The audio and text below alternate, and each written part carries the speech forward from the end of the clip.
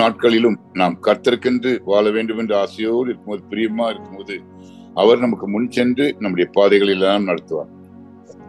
ಬರುವ ದಿನಗಳಲ್ಲಿ ಕೂಡ ಕರ್ತನ ಹಾದಿಯಲ್ಲಿ ನಾವು ನಡೆಯಬೇಕು ಎಂಬುದಾಗಿ ಆಶಿಸುವಾಗ ಆತನು ನಮ್ಮ ಮುಂದೆ ಹಾದಿಯನ್ನು ಸಿದ್ಧ ಮಾಡುತ್ತಾನೆ. அவர் நம் பட்சத்தில் இருப்பார். ಅವರು ನಮ್ಮ ಪಕ್ಷದಲ್ಲಿ ಇರುತ್ತಾರೆ. ஆகையினாலே நாம் நம்ம எதிரிகளை குறித்து, நம்முடைய பலகீனங்கள் குறித்து கவலைப்பட வேண்டிய அவசியம் இல்லை. ಆದುದರಿಂದ ನಮ್ಮ ಎದುರಿಗಳನ್ನು ಕುರಿತು, ನಮ್ಮ ಬಲಹೀನತೆಯನ್ನು ಕುರಿತು ಚಿಂತಿಸುವಂತ ಅಗತ್ಯವಿಲ್ಲ. உபாகமம் 31வது அதிகாரம் 8ஆம் வசனத்தை எங்களுடைய திருச்சபையிலே நான் வாக்குத்தத்த வசனமாக கொடுத்தேன். உபாகமம் means Exodus. Deuteronomy. Next to Exodus. Fine. The last book of Moses. ಧರ್ಮೋಪದೇಶ ಕಾಂಡ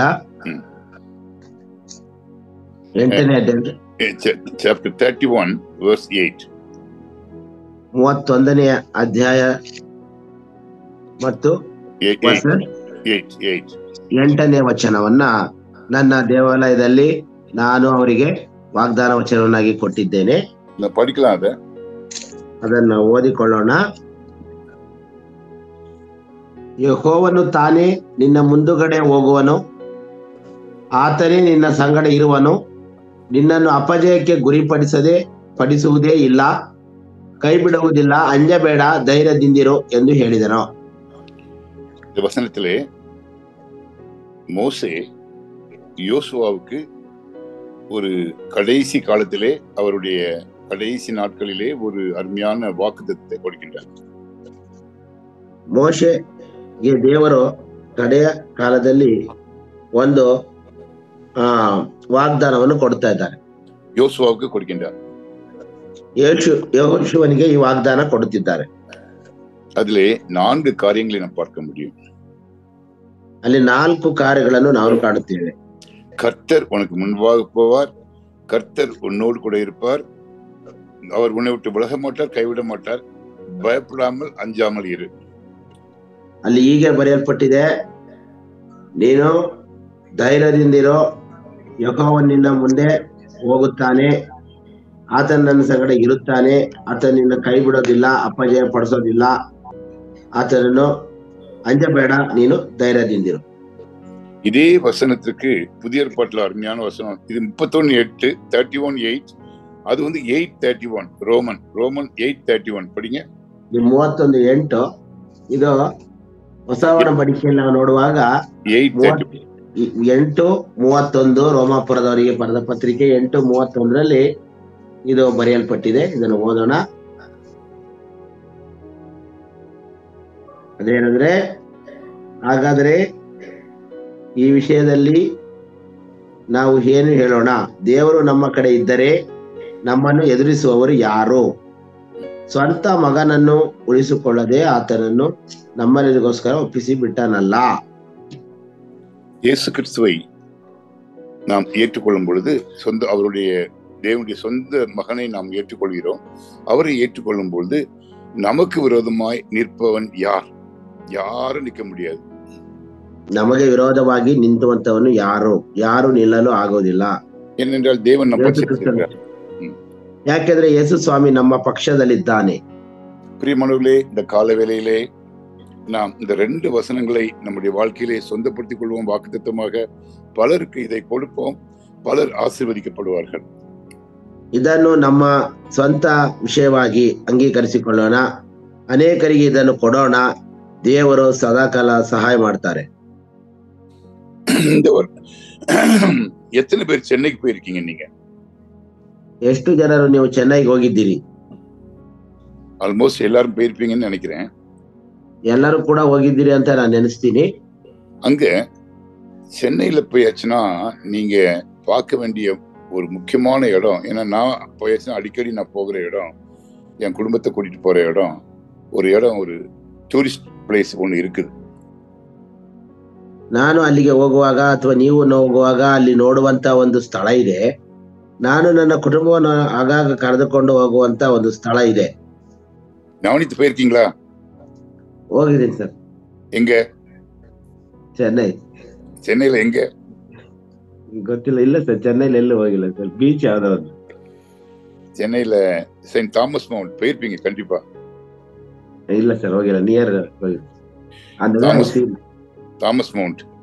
தாமஸ் மவுண்ட் செயின்ட் தாமஸ் பார்த்திருக்கீங்க. நெக்ஸ்ட் ட்ரிப்ல நீங்க ரேச்சல், ரெபேக்கா, சுசனா 4 பேரும் போய் எனக்கு ஒரு ரிப்போர்ட் அனுப்புங்க. நெக்ஸ்ட். சரி சார். நீங்க பாத்தீங்கன்னா நல்லா இருக்கு. அங்க நான் அடிக்கடி போற இடம், நான் ஹாஸ்டல் பிள்ளைங்களே கூட்டிட்டு போற ஒரு இடம் இது. ಆಗಾಗ ನಾನು ಹೋಗುವ ಸ್ಥಳ ಅದು, ಮತ್ತು ಅದು ಹಾಸ್ಟೆಲ್ ಮಕ್ಕಳನ್ನು ಕೂಡ ಕರ್ಕೊಂಡು ಹೋಗುವಂತ ಸ್ಥಳ. ஏதாவது கவர்மெண்ட் ஆஃபீஷியல் வேலைக்கு போவேன்.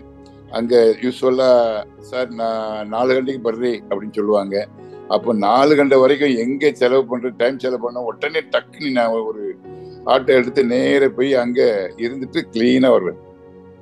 ಯಾವ್ದಾದ್ರು ಒಂದು ಸರ್ಕಾರಿ ಕೆಲಸಕ್ಕೆ ನಾನು ಅಲ್ಲಿ ಹೋಗಿರುವಾಗ ಅವರು 4 ಗಂಟೆಗೆ ಬನ್ನಿ ಅಂತ ಹೇಳುವಾಗ ಟೈಮ್ ಇರ್ತತೆ ಅಂತ ಹೇಳಿ ಒಂದು ಆಟೋ ತಗೊಂಡು ಸೀದಾ ಅಲ್ಲಿ ಹೋಗಿ ಆ ಸೆಂಟ್ தாமஸ் மவுண்ட் ಹತ್ರ ಇದ್ದು ಕಾಲ ಕಳೆದು ನಾನು ಅಲ್ಲಿ ಬಂದ್ಬಿಡ್ತೇನೆ.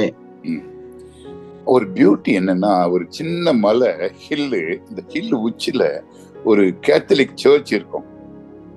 ಅಲ್ಲಿ ನಾವು ನೋಡುವಾಗ ಒಂದು ಚಿಕ್ಕ ಒಂದು ಬೆಟ್ಟ, ಅದರ ಮೇಲೆ ಒಂದು ಕ್ಯಾಥಲಿಕ್ ಚರ್ಚ್ ಇದೆ. கூட்டம் நிறைய வருவாங்க போவாங்க.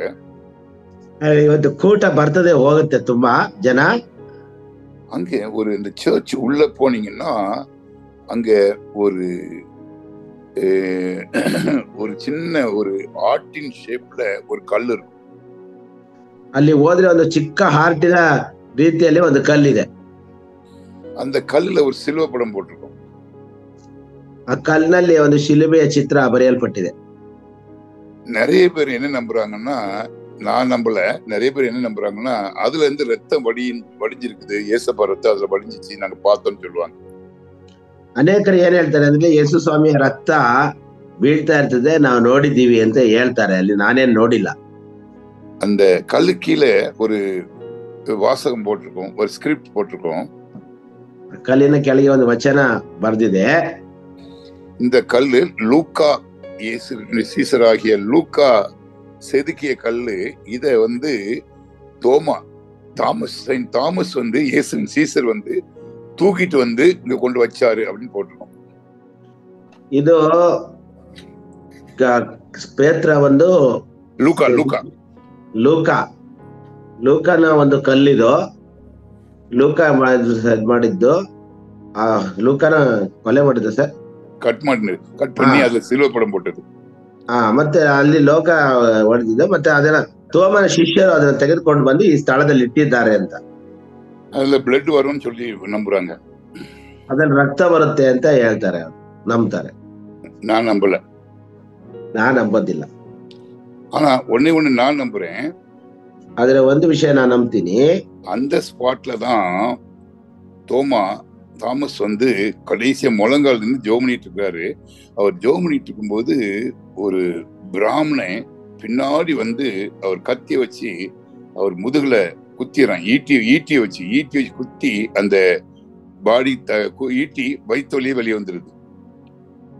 ಅದೇ ಸ್ಥಳದಲ್ಲಿ ಏನಾಯ್ತು ಅಂದ್ರೆ, ಒಬ್ಬ ಪ್ರಾರ್ಥನೆ ಮಾಡ್ತಾ ತಾಮಸ್ ಅವರು ಕುಳಿತಿರುವಂತ ಸಂದರ್ಭದಲ್ಲಿ ಆ ಹಿಂದೆಯಿಂದ ಒಂದು ಬ್ರಾಹ್ಮಣ ಬಂದು ಅವರನ್ನ ಈಟಿಯಲ್ಲಿ ಚುಚ್ಚಿ ಅವರನ್ನ ಕೊಲೆ ಮಾಡ್ತಾರೆ. ಮತ್ತೆ ಅವರ ಬೆನ್ನಿನಿಂದ ತೂರಿ ಹೊಟ್ಟೆಯಿಂದ ಅವರ ಈಟಿ ಬಂದ್ಬಿಡ್ತದೆ. அந்த படத்தை பெருசா போட்டிருப்பாங்க. ಆ ಒಂದು ಚಿತ್ರವನ್ನು ದೊಡ್ಡದಾಗಿ ಹಾಕಿದ್ದಾರೆ.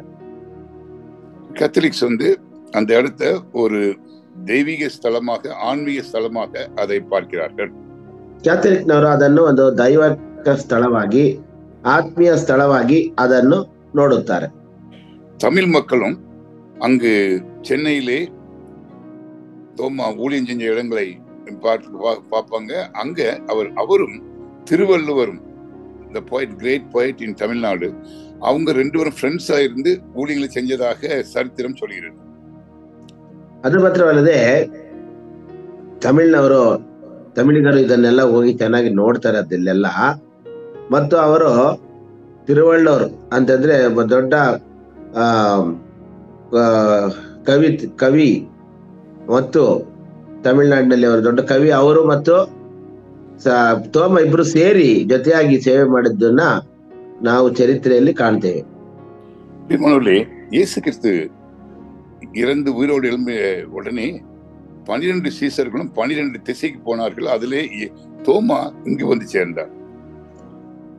ಯೇಸು ಸ್ವಾಮಿಯ ಶಿಷ್ಯರು ಯೇಸುವಿನ ಮರಣದ ನಂತರ ಅವರು ಬೇರೆ ವಿಧ ಕಡೆಗೆ ಅವರು ಪ್ರಯಾಣ ಮಾಡಿದ್ರು. ಅದೇ ತರ ತೋಮ ಕೂಡ ಭಾರತ ದೇಶಕ್ಕೆ ಬಂದ.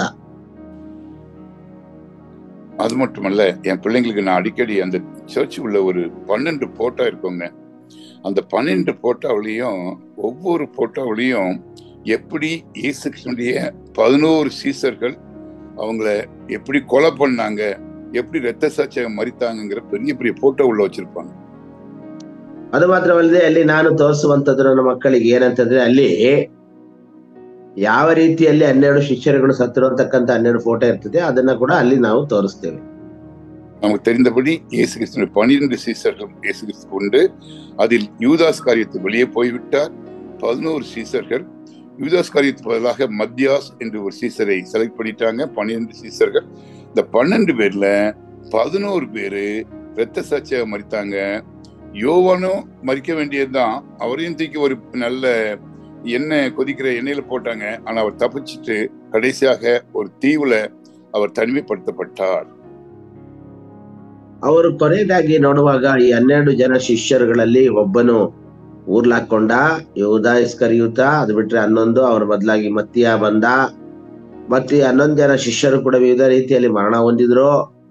ಮತ್ತು ಯೋಹಾನನನ್ನು ಕೂಡ ಅವರು ಮರಣ ಹೊಂದಲಿಕ್ಕೆ ಅವ್ರನ್ನ ಕುಡಿಯುವ ಎಣ್ಣೆಯಲ್ಲಿ ಹಾಕಿದ್ರು. ಅವರು ತಪ್ಪಿಸ್ಕೊಂಡ್ರು. ಕೊನೆಯದಾಗಿ ಹೋಗಿ ಅವರು ಒಂದು ದ್ವೀಪದಲ್ಲಿ ಸೆರೆ ಅನುಭವಿಸಿದರು. அதனால டெஃபினட்டா நீங்க எல்லாருமே பாருங்க. இந்த இடத்தை பார்த்து நீங்க உங்க பிள்ளைகளுக்கு, உங்க வீட்டுல நிறைய பிரச்சனை இருக்குதா, உங்க மனைவிகள் பிரச்சனை கொடுக்குறாங்களா, கணவன்கள் பிரச்சனை கொடுக்குறாங்களா, அது வேணும் இது வேணும் அப்படி வேணும் இப்படி வேணும்னு நீங்க இதை போய் காமிச்சு சொல்லி கொடுங்க. பாருங்க, இயேசு கிறிஸ்துக்காக வாழ்ந்தவங்களுக்கு கடைசியில கதிப்பு தான் ஆச்சு. ஆனா எல்லாருமே மரணத்தை சந்தோஷமாக ஏற்றுக்கொண்டாங்க. அவங்க அது வேணும் இது வேணும்னு சொல்லல, கடைசி மட்டும் இயேசுவே எங்களுக்கு வேணும்னு சொன்னாங்க. அவங்க இப்ப பரலோகத்துல இருக்காங்க அப்படின்னு சொல்லி கொடுங்க. ಅದು ಮಾತ್ರವಲ್ಲದೆ ಯೇಸು ಸ್ವಾಮಿ ಕಾರ್ಯಗಳನ್ನ ನಾವು ನೋಡುವಾಗ, ನಮ್ಮ ಮನೆಗಳಲ್ಲಿ, ನಿಮ್ಮ ಮನೆಗಳಲ್ಲಿ ನಿಮ್ಮ ಹೆಂಡತಿ ತೊಂದರೆ ಕೊಡ್ತಾರ, ಗಂಡ ತೊಂದರೆ ಕೊಡ್ತಾರ, ಅದು ಬೇಕು ಇದು ಬೇಕು ಅಂತೆಲ್ಲ ಹೇಳಿ ಇದೆಲ್ಲ ಮಾಡ್ತಾ ಇದಾರ. ಇಂಥ ಸನ್ನಿವೇಶದಲ್ಲಿ ನೀವು ಅಲ್ಲಿ ಹೋದ್ರೆ, ಅಲ್ಲಿ ಯೇಸುವಿನ ಶಿಷ್ಯರೆಲ್ಲ ಏನೇನು ತಗೊಂಡ್ರು, ಅವ್ರು ಕೊನೆಯದಾಗಿ ಮರಣ ಅನುಭವಿಸಿದ್ರು, ಅವ್ರ ಲೋಕದ ಯಾವುದನ್ನು ಆಶಿಸಲಿಲ್ಲ. ಈ ವಿಷಯಗಳನ್ನೆಲ್ಲ ನೀವು ಮಂದಟ್ಟು ಮಾಡೋದಾದ್ರೆ ನಿಮ್ಮ ಕುಟುಂಬ ಆಶೀರ್ವಾದ ಹೊಂದುತ್ತದೆ. யாக்கோவை பற்றி இன்று நம் இயேசு கிறிஸ்துவினுடைய சகோதரராக யாக்கோவை பற்றி நாம் இப்பொழுது தியானிக்க போகிறோம். ಇಲ್ಲಿ ಯೇಸು ಕ್ರಿಸ್ತನ ಸಹೋದರನಾದ ಯಾಕೋಬನ ಬಗ್ಗೆ ಇವತ್ತು ನಾವು ಧ್ಯಾನ ಮಾಡಲಿದ್ದೇವೆ. கலாத்தியர் 1 அதிகாரம் 19 வசனத்தை பார்க்கும் பொழுது அங்கு பவுல் என்ன எழுதுகின்றார்? ಗಲಾತ್ಯ 1ನೇ ಅಧ್ಯಾಯದ 19ನೇ ವಚನವನ್ನು ನಾವು ನೋಡುವಾಗ ಅಲ್ಲಿ ಪೌಲನು ಏನು ಬರೆದಿದ್ದಾನೆ படிங்க. ಕರ್ತನ ತಮ್ಮನಾದ ಯಾಕೋಬನಲ್ಲದೆ ಅಪೊಸ್ತಲರಲ್ಲಿ ಬೇರೆ ಯಾರನ್ನೂ ಕಾಣಲಿಲ್ಲ. ನಾನು ಕರ್ತನ ತಮ್ಮನಾದ ಯಾಕೋಬನನ್ನಲ್ಲದೆ ಅಪೊಸ್ತಲರಲ್ಲಿ ಬೇರೆ ಯಾರನ್ನೂ ಕಾಣಲಿಲ್ಲ. இயேசு கிறிஸ்துவினுடைய சகோதரனாகிய யாக்கோபை தவிர மற்ற சீசர்கள் எல்லாம் ஊழியத்திற்கு போய்விட்டார்கள். ಕರ್ತನ ತಮ್ಮನಾದಂತ ಯಾಕೋಬನು ಬಿಟ್ಟು ಉಳಿದ ಶಿಷ್ಯರೆಲ್ಲ ಸೇವೆಗೆ ಹೊರಟೋದ್ರು. யார் இந்த யாக்கோபு? ಈ ಯಾಕೋಬ ಯಾರು? இயேசு கிறிஸ்துவினுடைய சகோதரர் என்று போடப்பட்டிருக்கிறது. ಯೇಸು ಕ್ರಿಸ್ತನ ಸಹೋದರರು ಎಂಬುದಾಗಿ ಬರೆಯಲ್ಪಟ್ಟಿದೆ. இவர் இயேசு கிறிஸ்து உயிரோடு இருந்த காலங்களிலே இயேசு கிறிஸ்துவை ನಂಬவில்லை. ಯೇಸು ಕ್ರಿಸ್ತನು ಜೀವಿತವಾಗಿ ಇದ್ದಂತ ಸಂದರ್ಭದಲ್ಲಿ ಈತನು ಕ್ರಿಸ್ತನನ್ನು ನಂಬಲಿಲ್ಲ. இவருடைய ரூட்டே வேற மாதிரி இருந்தது. ಇವರ ರೂಟ್ ಬೇರೆ ತರ ಇತ್ತು. ஆனால் இயேசு கிறிஸ்து உயிரோடு எழும்பிய பின்பு இவர் இயேசு கிறிஸ்துவுக்காக எதையும் செய்வதற்கு முன் வந்தார். ಯೇಸು ಕ್ರಿಸ್ತನು ಜೀವಿತನಾಗಿ ಎದ್ದ ಮೇಲೆ ಯೇಸು ಕ್ರಿಸ್ತನಿಗಾಗಿ ಏನಾದ್ರು ಮಾಡ್ಲಿಕ್ಕೆ ಇವರು ಮುಂದೆ ಬಂದ್ರು. சீசர்களும் இவருக்கு மரியாதை கொடுத்து இவரை தலைவராக மாற்றி விட்டார்கள். ಶಿಷ್ಯರು ಕೊಟ್ಟ ಇವರಿಗೆ ಮರ್ಯಾದೆ ಕೊಟ್ಟು ಇವರನ್ನು ಒಬ್ಬ தலைவராಗಿ ಅಥವಾ ಒಬ್ಬ ಮುಖ್ಯಸ್ಥನಾಗಿ ಮಾಡಿದರು. அப்போஸ்தலர் 7 அதிகாரத்தை நீங்கள் தியானித்து பாருங்கள். அங்கு சீசர்களுக்கு பாடுகள் பிரச்சனை வந்த போது இவர் துணிந்து நின்று அவருடைய பிரச்சனைகளை தீர்க்கிறார். ಶಿಷ್ಯರಿಗೆ ತೊಂದರೆಗಳು ಕಷ್ಟಗಳು ಬರುವಾಗ ಅಪೊಸ್ತಲರ ಕೃತ್ಯ 7ನೇ ಅಧ್ಯಾಯದಲ್ಲಿ ನೀವು ನೋಡುವಾಗ ಈತನು ಜೊತೆಯಾಗಿ ನಿಂತುಕೊಂಡು ಅವರ ಕಷ್ಟವನ್ನು ಪರಿಹರಿಸಿದನು. பிரியமானவர்களே, ஒரு தேவனுடைய மனிதன் எப்பொழுது உபயோகப்படுத்தப்படுவான் என்பது தேவனுக்கு தான் தெரியும், உங்களுக்கு தெரியாது, எனக்கும் தெரியாது. ದೇವರ ಮನುಷ್ಯನು ಯಾವಾಗ ಉಪಯೋಗಿಸಲ್ಪಡ್ತಾನೆ ಅಂತ ದೇವರಿಗೆ ಮಾತ್ರ ಗೊತ್ತಿರುತ್ತೆ, ನಿಮ್ಗೂ ಗೊತ್ತಿರಲ್ಲ, ನನಗೂ ಗೊತ್ತಿರಲ್ಲ. நம்ம நினைக்கிறபடி நான் வந்து இது செய்யறேன் என்ன ஏன் ஆண்டவர் உபயோகப்படுத்தல, நான் என் பேர் என் மற்றவங்க எல்லாம் நம்மள முன்னாடி வைக்கல அப்படின்னு நம்ம சில நேரத்துல சோர்ந்து போயிடுறோம். ಅದರಿಂದ ನಮ್ಮನ್ನ ಇವರು ಯಾಕೆ ಮುಂದೆ ಇಟ್ಟಿಲ್ಲ ಅಂತ ಹೇಳಿ ನಾವು ಅನೇಕ ಸಂದರ್ಭದಲ್ಲಿ ಸೋತು ಹೋಗ್ತೇವೆ. ஆனால் தேவன் அவருடைய நேரத்திலே உங்கள் ஒவ்வொருவரையும் உயர்த்துவார் என்பதை நீங்கள் மறந்து போக வேண்டாம். ದೇವರು ಅವರ ಸಮಯದಲ್ಲಿ ನಿಮ್ಮೊಬ್ಬೊಬ್ಬರನ್ನು ಕೂಡ ಮೇಲೆತ್ತುತ್ತಾನೆ ಎಂಬುದನ್ನು ನೀವು ಮರೆತು ಹೋಗಬಾರದು. அது மட்டுமல்ல, ಅದು ಮಾತ್ರವಲ್ಲ, உங்களுடைய காலத்திலே உங்களுடைய பிள்ளைகளுடைய ஊழியங்களையும் நீங்கள் சில நேரங்களிலே பார்க்க வேண்டிய வாய்ப்பை தேவன் கொடுப்பார். ನಿಮ್ಮ ಜೀವಿತದಲ್ಲಿ ಕೂಡ ನಿಮ್ಮ ಮಕ್ಕಳ ಸೇವೆಯನ್ನು ಕೂಡ ನೋಡುವಂತಹ ಒಂದು ಭಾಗ್ಯವನ್ನು ದೇವರು ನಿಮಗೆ ಅನುಗ್ರಹಿಸುತ್ತಾನೆ. உங்களுடைய வேலை என்ன? ನಿಮ್ಮ ಕೆಲಸವೇನು? இன்னைக்கு கர்த்தர் நமக்கு கொடுத்த வேலையை கர்த்தருக்கு பிரியமாக செய்து முடிப்போம். ಇವತ್ತು ದೇವರು ನಮಗೆ ಕೊಡುವಂತ ಕೆಲಸವನ್ನು ನಾವು ಕರ್ತನಿಗೆ ಪ್ರಿಯವಾಗಿ ಮಾಡಿ ಮುಗಿಸುವಂತದ್ದು. யாக்கோபு இயேசு கிறிஸ்து உயிரோடு இருக்கும்போது இயேசு கிறிஸ்துவை சந்தேகித்தார். ಯಾಕೋಬನು ಯೇಸು ಕ್ರಿಸ್ತನು ಜೀವಿತವಾಗಿ ಇರುವಂತ ಸಂದರ್ಭದಲ್ಲಿ ಸಂಧಿಸಿದನು, சந்தேகப்பட்டார். ಸಂದೇಹಪಟ್ಟನು. ಯಾಕೋಬನು ಯೇಸು ಕ್ರಿಸ್ತನು ಜೀವಿತವಾಗಿ ಇರುವಂತ ಸಂದರ್ಭದಲ್ಲಿ ಕ್ರಿಸ್ತನನ್ನು ಸಂದೇಹಿಸಿದನು. அதனால்தான் அவர் கூட ஜாயின் ஆகல. ಆದ್ರಿಂದ ಆತನು ಜಾಯಿನ್ ಆಗ್ಲಿಲ್ಲ. சிலுவையில் அறையப்படும் போது கூட அங்க வரல ಅವರು. ಯೇಸು ಸ್ವಾಮಿ ಶಿಲ್ಬೆಗೆ ಜಡಿಯಲ್ಪಡುವಾಗಲೂ ಕೂಡ ಪಕ್ಕಕ್ಕೆ ಬರಲಿಲ್ಲ. ஆனால் இயேசு கிறிஸ்து உயிரோடு எழும்பிய வல்லமையை இவர் பெற்றுக்கொண்டார். ಯೇಸು ಕ್ರಿಸ್ತನು ಜೀವಿತನಾಗಿ ಎದ್ದಂತ ಶಕ್ತಿಯನ್ನು ಇವನು ಹೊಂದಿಕೊಂಡನು. பிரியமானவர்களே, இன்னைக்கு கூட நீங்களும் நானும் சில காரியங்கள சந்தேகத்துல தான் இருக்கிறோம். ಇವತ್ತು ನೀವು ಕೂಡ ನಾವು ಕೂಡ ಕೆಲವು ವಿಷಯಗಳಲ್ಲಿ ಸಂದೇಹ ಉಳ್ಳವರಾಗಿಯೇ ಇದ್ದೇವೆ. இயேசு கிறிஸ்து என் கூட இருந்தா எனக்கு ஏன் இது நடக்குது? ಯೇಸು ಕ್ರಿಸ್ತನು ನನ್ನ ಜೊತೆಯಲ್ಲಿ ಇದ್ದರೆ ನನಗೆ ಯಾಕೆ ಹೀಗೆ ನಡೀತಾ ಇದೆ? ஏன் மற்றவங்க ஒன்னும் ரொம்ப கொள்ளை அடிக்கிறாங்க, ஏமாத்துறாங்க, அவங்கள ஆண்டவர் ஆசீர்வதிக்கிறாரு? ಯಾಕೆ ಬೇರೆಯವರು ತುಂಬಾ ಕೊಳ್ಳೆ ಮಾಡ್ತಾ ಇದ್ದಾರೆ ಮತ್ತೆ ಯಾಮಾರಿಸ್ತಾ ಇದ್ದಾರೆ, ಅವರನ್ನ ಆಶೀರ್ವಾದ ಮಾಡ್ತಾ ಇದ್ದಾರೆ? இப்படிப்பட்ட சில கொஸ்டின்ஸ் வந்து நம்ம இருதயத்துல இருந்துகிட்டே இருக்குங்க. ಈ ರೀತಿಯಾದಂತಹ ಪ್ರಶ್ನೆಗಳು ನಮ್ಮ ಹೃದಯದಲ್ಲಿ ಇದ್ದೇ ಇರ್ತಾವ. யாக்கோபுக்கு அப்படிதான் இருந்தது. ಯಾಕೋಬನಿಗೆ ಅದೇ ತರ ಇತ್ತು. ஆனால் மாறாக என்னாச்சு? ಬದಲಾಗಿ ಏನಾಯ್ತು? பரிசுத்தாவி வந்த பிறகு தேவன் பரிசுத்தாவியானவர் அவனை உபயோகப்படுத்தினார். ಪರಿಶುದ್ಧಾತ್ಮನು ಬಂದ ನಂತರ ಪರಿಶುದ್ಧಾತ್ಮನು ಆತನನ್ನು ಉಪಯೋಗ ಮಾಡಿದನು. பிரியமானவர்களே, ஆண்டவர் உங்களையும் உபயோகப்படுத்துவார். நாம் காத்திருந்து தேவனுடைய பலனை பெற்றுக் கொள்ளலாம். ಆದ್ರಿಂದ ದೇವರು ನಮ್ಮನ್ನು ಉಪಯೋಗಿಸ್ತಾ ಇದ್ದಾನೆ, ನಾವು ಕಾದುಕೊಂಡು ಆತನನ್ನು ಉಪಯೋಗಿಸಿಕೊಳ್ಳೋಣ. சரித்திரம் என்ன சொல்கிறது? நீங்க போய் இதுல போய் இந்த life of James the brother of Jesus அப்படின்னு போட்டு நீங்க அடிச்சீங்கன்னா, உங்களுடைய இன்டர்நெட்ல போய் அடிச்சீங்கன்னா அதுல அவருடைய ஸ்டோரி அழகாக போடப்பட்டிருக்கும். ನೀವು ಇಂಟರ್ನೆಟ್ ನಲ್ಲಿ ನೀವು ಇವರ ಹೆಸರನ್ನು ಹಾಕುವುದಾದರೆ ಅದರಲ್ಲಿ ಕರೆಕ್ಟ್ ಆಗಿ ಆತನ ಎಲ್ಲ ಹಿಸ್ಟ್ರಿಗಳು ಬಂದು ಬಿಡುತ್ತದೆ. அந்த சரித்திரத்திலே இவருடைய மரணத்தை பற்றி போடப்பட்டிருக்கும். ಅವರ ಚರಿತ್ರೆಯಲ್ಲಿ ಇವರ ಮರಣದ ಬಗ್ಗೆ ಬರೆಯಲ್ಪಟ್ಟಿದೆ. அது என்னன்னா, இவர் என்ன பண்ணுவாங்க, ஒரு பெரிய கோயில்ல உச்சியில கொண்டு போய் இவர் அங்க இருந்து தள்ளி விடுவாங்க. ಇವರನ್ನು ತೆಗೆದುಕೊಂಡು ಹೋಗಿ ಒಂದು ದೊಡ್ಡ ದೇವಾಲಯದಿಂದ ಮೇಲಿನ ಸ್ಥಳದಿಂದ ತಳ್ಳಿ ಬಿಡ್ತಾರೆ. தள்ளி விட்டு அவர் கீழே விழுந்து இவர் சாக மாட்டார். ಆದ್ರೂ ಕೂಡ ಅವರು ಕೆಳಗಡೆ ಬಿದ್ದರೆ ಅವರು ಸಾಯುವುದಿಲ್ಲ. ஏன்னா இவருடைய முட்டுல இந்த குதிரைக்கு இருந்த மாதிரி பெரிய காய்ப்புன்னு சொல்லுவாங்க, ஒரு ஷூ மாதிரி இருந்துச்சான். அப்படி முழங்கால் ஜோம் பண்ணி ஒரு முட்டுல ஒரு பெரிய காய்ப்பு இருந்த ஷூ போட்ட மாதிரி இருக்குமா அப்படி.